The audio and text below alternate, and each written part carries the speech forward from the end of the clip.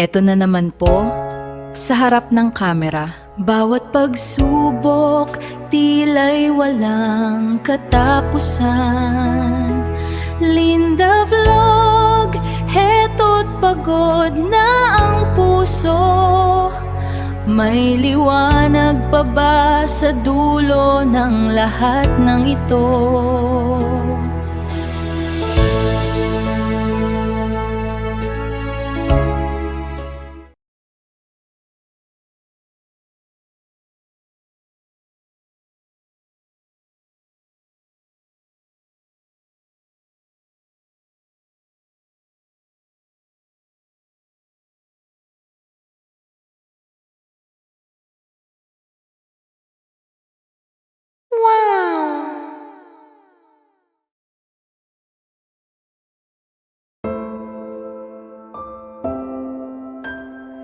Ayan, magandang umaga, magandang hapon, magandang gabi po sa ating lahat. Ayan, ito na naman po tayo sa labas kakain dahil ating day off. Kaya kain po tayo. Nakita ko yung nagtitrapis sa aking boss. Inimbita ko siyang kakain kasi wala akong kasama.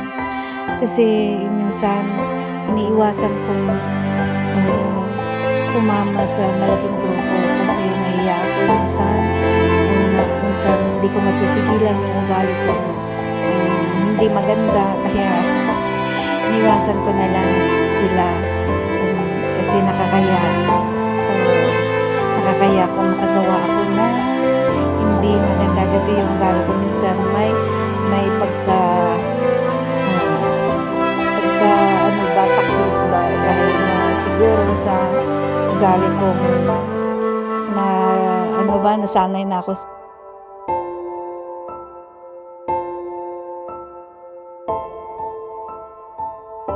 ganda, inaamin ko yan, kaya minsan mas gusto ko na yung nag-iisa, bitter kasi walang masasaktan. Wala naman sinasabing mga kasamahan ko na hindi magandang ugali ko. Gustong-gusto nga nila yung pinagka-prangka ko.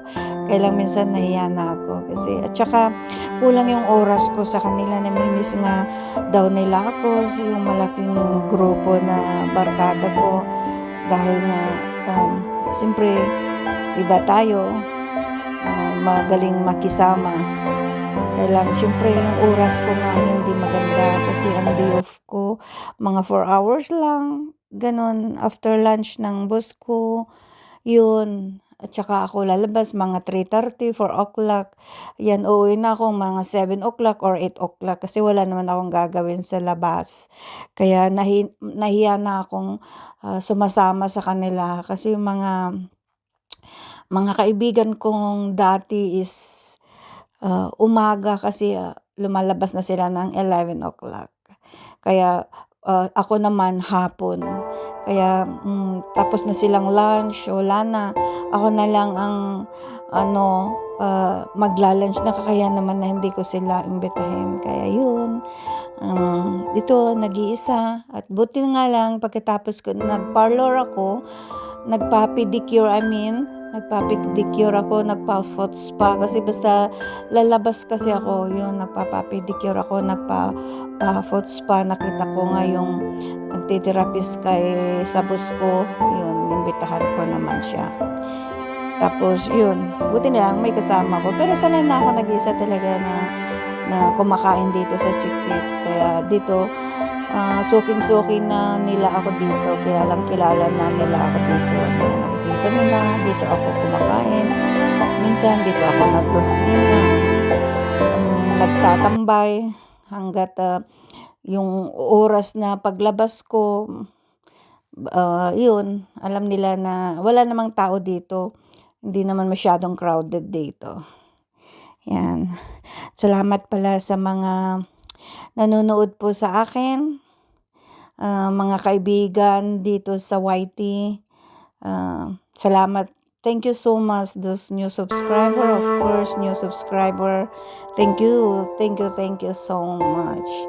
Ayan, tulong-tulong po tayo at alam ko na hindi man kaya-aya ang aking mga ina-upload pero sana tulong-tulong lang tayo.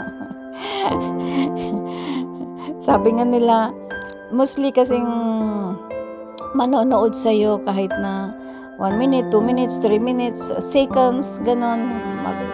Lang sila, mag-like lang sila, mag-subscribe lang sila kasi yun ang ginagawa ng mga kasamahan natin. But ang talagang susuporta sa'yo talaga yung nagwawaiti din. Pero yung sabihin mo hindi nagwawaiti, wala, hindi ka, kahit sabihin mong kaibigan mo, wala, hindi ka talaga susuportahan yan. Talagang ang magsusupport sa'yo yung katulad mong content creator. Yan.